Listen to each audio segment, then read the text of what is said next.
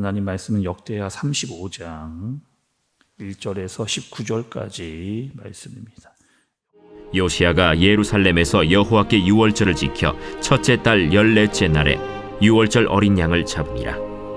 왕이 제사장들에게 그들의 직분을 맡기고 격려하여 여호와의 전에서 직무를 수행하게 하고 또 여호와 앞에 구별되어서 온 이스라엘을 가르치는 레위 사람에게 이르되, 거룩한 궤를 이스라엘 왕 다윗의 아들 솔로몬이 건축한 전 가운데 두고 다시는 너희 어깨에 매지 말고 마땅히 너희의 하나님 여호와와 그의 백성 이스라엘을 섬길 것이라. 너희는 이스라엘 왕 다윗의 글과 다윗의 아들 솔로몬의 글을 준행하여 너희 족속대로 반열을 따라 스스로 준비하고 너희 형제 모든 백성의 족속의 서열대로 또는 레위 족속의 서열대로 성소에 서서 스스로 성결하게 하고 유월절 어린 양을 잡아 너희 형제들을 위하여 준비하되 여호와께서 모세를 통하여 전하신 말씀을 따라 행할지니라. 요시야가 그 모인 모든 일을 위하여 백성들에게 자기의 소유 양떼 중에서 어린 양과 어린 염소 3만 마리와 숫소 3천 마리를 내어 유월절 제물로 주매, 방백들도 즐거이 희생을 드려 백성과 제사장들과 레위 사람들에게 주었고, 하나님의 전을 주장하는 자 힐기야와 스가랴와 여히엘은 제사장들에게 양 2,600마리와 숫소 300마리를 유월절 제물로 주었고, 또 레위 사람들의 우두머리들 곧 고나니아와 그의 형제 스마야와 느다넬과 또 하사랴와 여이엘과 요사밧은 양 5,000마리와 숫소 500마리를 레위 사람들에게 유월절 제물로 주었더라. 이와 같이 섬길 일이 구비되매 왕의 명령을 따라 제사장들은 그들의 처소에 서고 레위 사람들은 그들의 반열대로 서고 유월절 양을 잡으니 제사장들은 그들의 손에서 피를 받아 뿌리고 또 레위 사람들은 잡은 짐승의 가죽을 벗기고 그 번제물을 옮겨 족속의 서열대로 모든 백성에게 나누어 모세의 책에 기록된 대로 여호와께 드리게 하고 소도 그와 같이 하고 이에 규례대로 유월절 양을 불에 굽고 그 나머지 성물은 솥과 가마와 냄비에 삶아 모든 백성들에게 속히 분배하고 그 후에 자기와 제사장들을 위하여 준비하니 이는 아론의 자손 제사장들이 번제와 기름을 저녁까지 드리므로 레위 사람들이 자기와 아론의 자손 제사장들을 위하여 준비함이더라. 아삽의 자손 노래하는 자들은 다윗과 아삽과 헤만과 왕의 선견자 여두둔이 명령한 대로 자기 처소에 있고 문지기들은 각 문에 있고 그 직무에서 떠날 것이 없었으니 이는 그의 형제 레위 사람들이 그들을 위하여 준비하였음이더라. 이와 같이 당일에 여호와를 섬길 일이 다 준비되매 요시야 왕의 명령대로 유월절을 지키며 번제를 여호와의 제단에 드렸으며, 그때 모인 이스라엘 자손이 유월절을 지키고 이어서 무교절을 7일 동안 지켰으니 선지자 사무엘 이후로 이스라엘 가운데서 유월절을 이같이 지키지 못하였고, 이스라엘 모든 왕들도 요시야가 제사장들과 레위 사람들과 모인 온 유다와 이스라엘 무리와 예루살렘 주민과 함께 지킨 것처럼은 유월절을 지키지 못하였더라. 요시야가 왕위에 있은 지 18째 해에 이 유월절을 지켰더라. 아멘.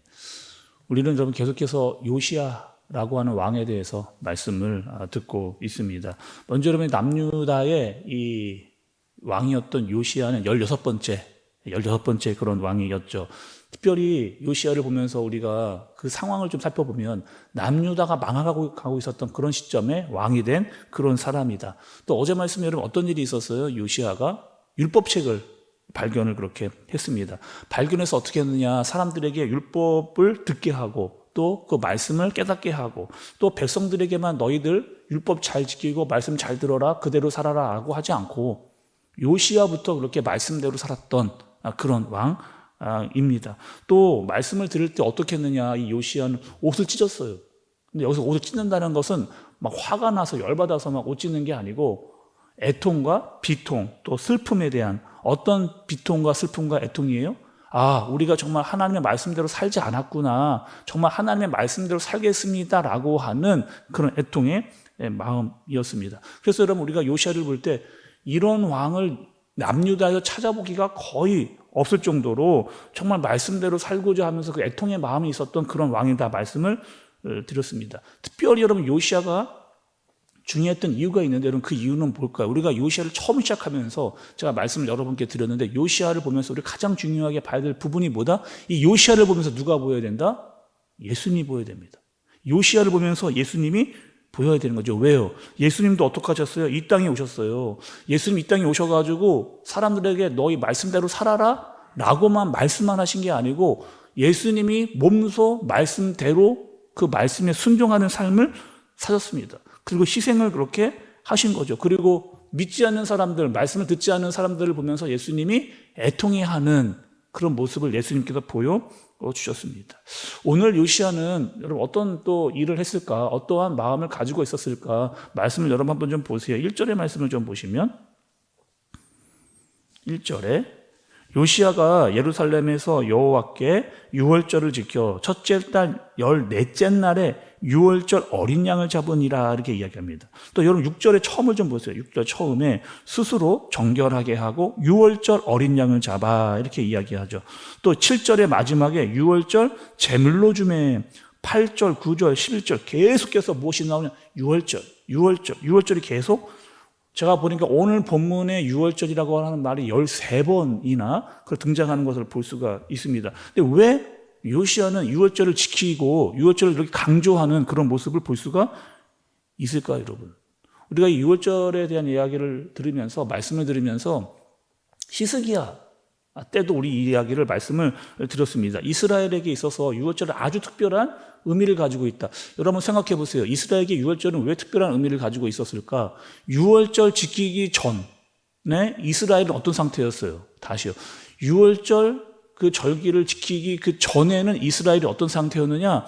애굽에서 노예였던 사람들이었습니다. 그런데 어린 양의 피로 말미암아 그들이 구원을 얻게 되어지는, 그리고 그 어린 양은 어떤 상징이었다? 예수님을 상징했다. 우리 너무나 잘 알고 있잖아요. 그러니 이 유월절이라고 하는 것은 이스라엘에게 있어서 우리 구원받았다라고 하는, 자유를 얻게 됐다라고 하는 의미를 상징합니다. 또 이 유월절을 언제 지켰다고 우리가 히스기야 때 말씀을 좀 자세히 봤는데 이 유월절은 첫째 달에 그렇게 들었습니다. 그래서 이 매해가 시작될 때마다 처음 시작이 어떻게 되는 거예요? 우리는 더 이상 그 애굽의 노예일 뿐만 아니라 이제 구출되어서 구원받아서 새로운 삶을 사는, 날마다 새로운 삶을 시작하는, 그러니까 하나님의 관계에 있어서 우리는 더 이상 애굽이 아니고 하나님의 사람으로 모든 것을 새롭게 시작한다라고 하는 그런 의미를 유월절에 담고 있었습니다. 그러니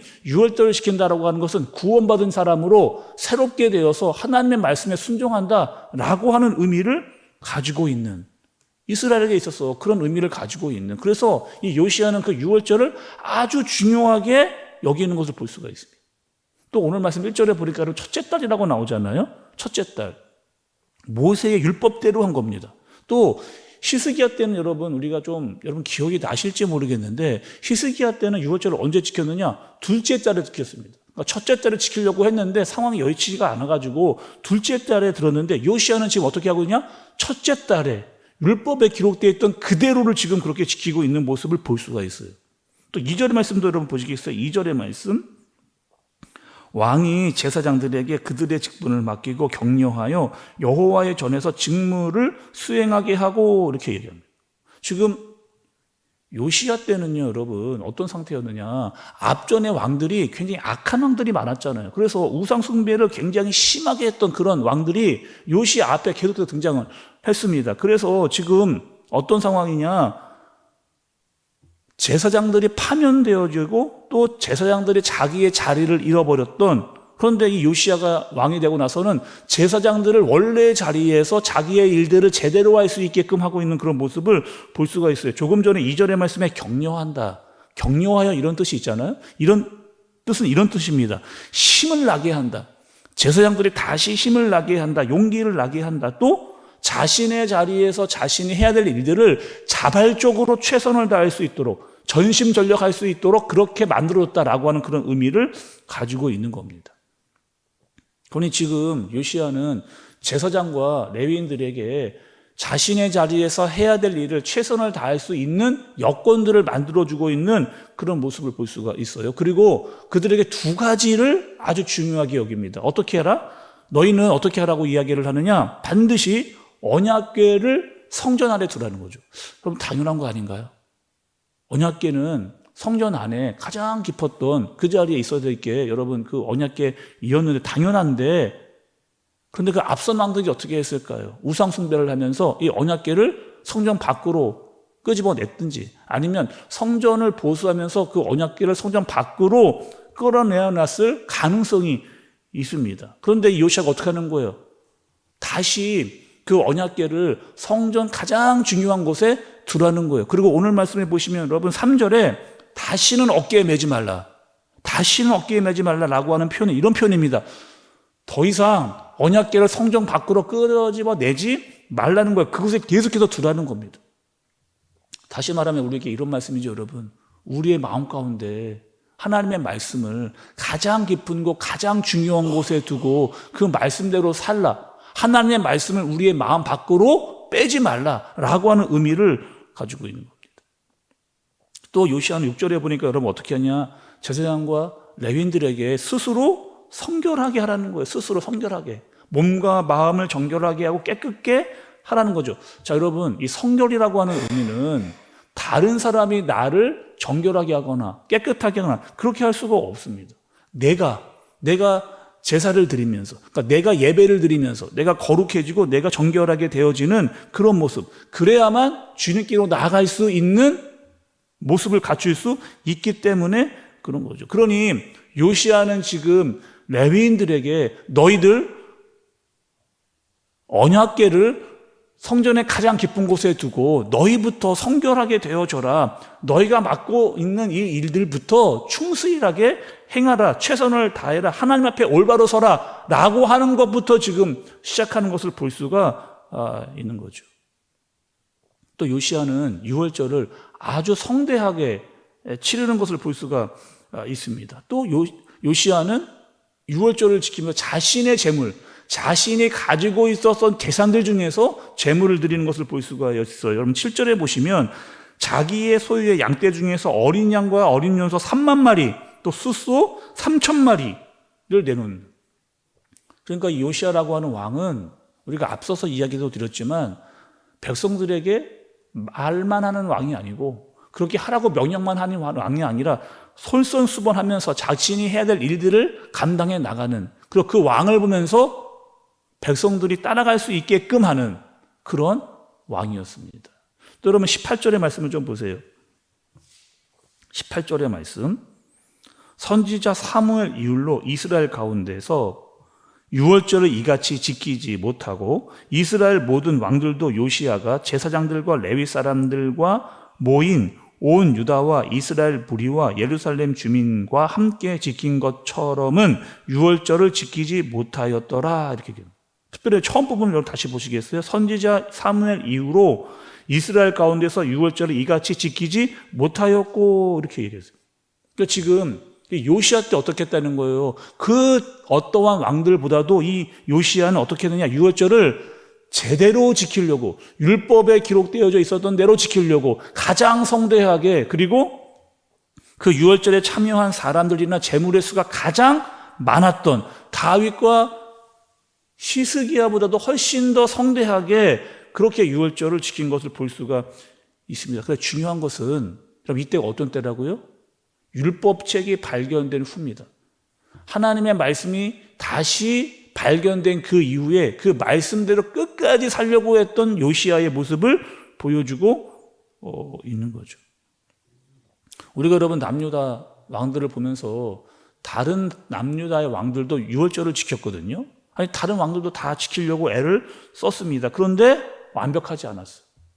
근데 요시아만큼은 정말 유월절을 가장 성대하게 치르면서 율법책이 발견된 그 이후에 말씀대로 지키려고 했던 사람이 바로 그 요시아.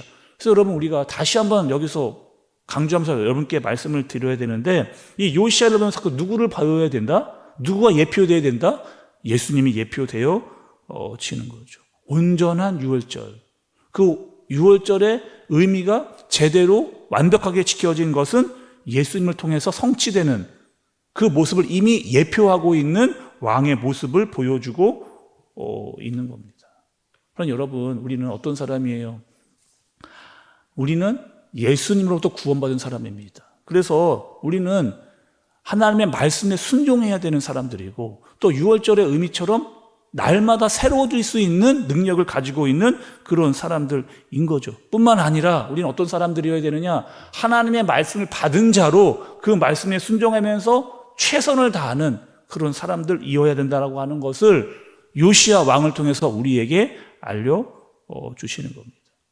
여러분, 오늘도 어떻게 살아야 되느냐? 우리는 예수님께 구원받은 자로 하나님의 말씀에 순종하면서 6월절의 의미처럼 날마다 영적으로 죽고 살아나 새로운 삶을 살면서 감사와 기쁨으로 살아갈 수 있는 힘을 가진 사람들로 오늘을 살 수 있는 저와 여러분들 되어지시길 예수님의 이름으로 축복합니다. 기도하겠습니다. 하나님 아버지, 요시야는 6월절을 제대로 지켰습니다. 그 의미를 알았고 구원받은 자임을 잊지 않고 하나님의 말씀으로 끝까지 순종하려고 하는 그 모습을 보았습니다. 하나님, 우리도 구원의 은혜를 잊지 않고 감사하면서 날마다 예수님과 함께 죽고 살아나 새로운 마음을 가지고 우리에게 맡기신 사명 직분을 끝까지 최선을 다해 감당할 수 있는 힘과 능력을 날마다 우리에게 주시옵소서. 예수님의 이름으로 기도드리옵나이다. 아멘.